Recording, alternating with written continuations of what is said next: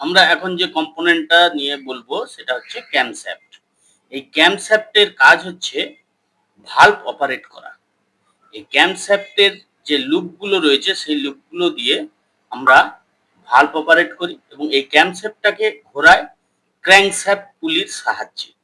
Camshaft পুলি যদি ১ পাক ঘুরে, এ হাফ পাক ঘুরে। কারণ 1:2 অনুপাতে এটা ঘুরে। এই ক্যাম লুপগুলো দিয়ে আমাদের ভাল্ব অপারেট হয় এবং এই যে রাউন্ড ক্যাম লুপটা রয়েছে এইটার সাহায্যে AC mechanical fuel pump operate হয়।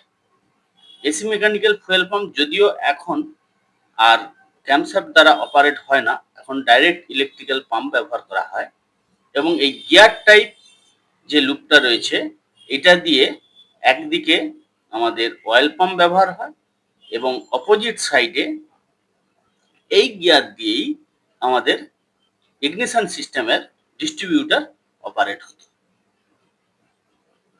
ভিডিওটা ভালো লাগলে সবাই শেয়ার করবেন, লাইক করবেন। ধন্যবাদ।